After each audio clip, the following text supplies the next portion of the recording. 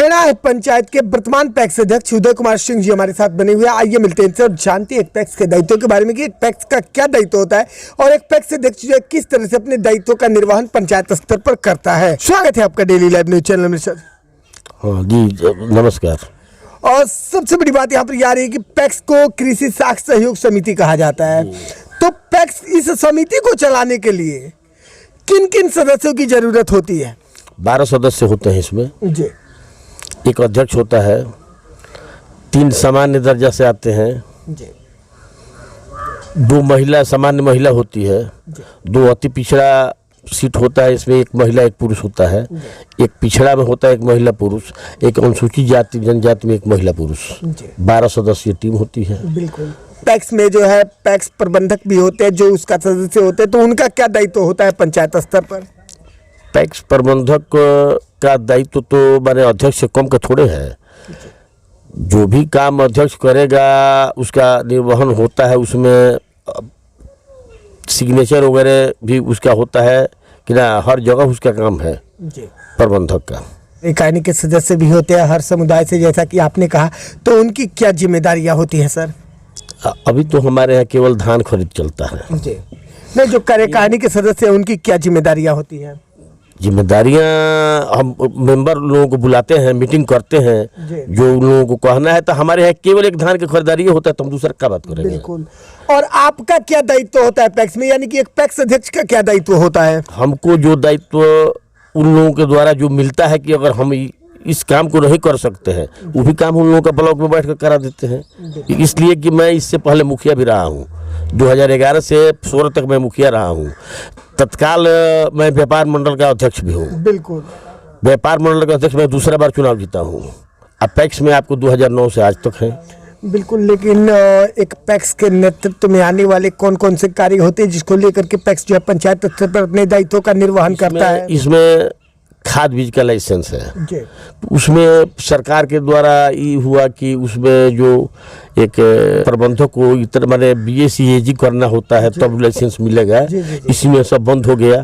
अब उसका भी प्रक्रिया राज्य सरकार शुरू की है, तो लाइसेंस बनेगा, खाद भी दिया जाएगा, बीज दिया जाएगा, धान लिया जाता है, लिया जाएगा।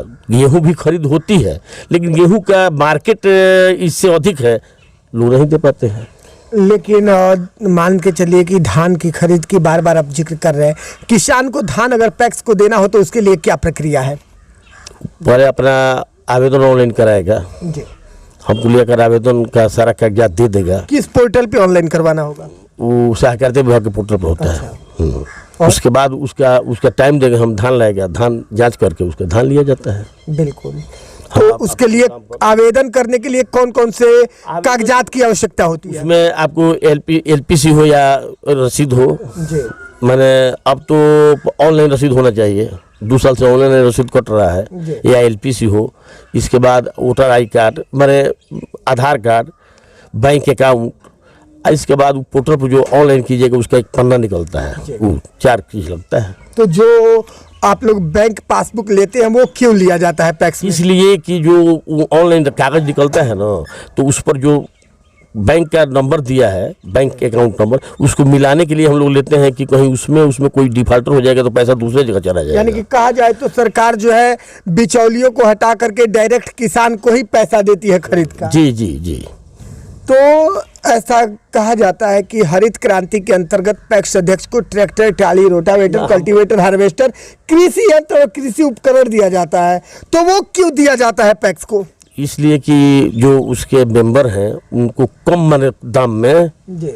किसानों को कम दाम में चलाने के लिए दिया जाता है। अभी हमारे यहाँ तो नहीं है जी।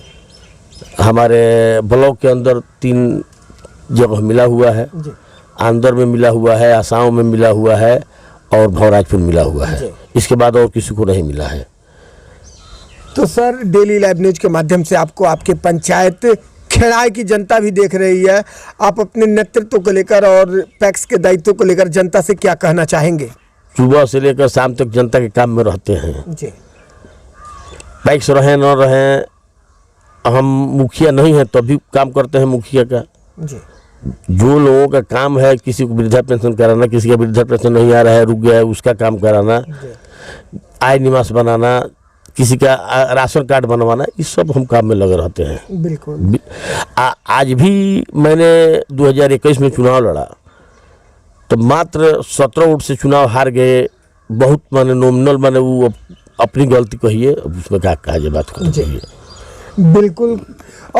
चलिए जी, डेली लाइव न्यूज चैनल से जुड़ने के लिए और अपना कीमती समय देने के लिए बहुत बहुत धन्यवाद आपका। जी धन्यवाद।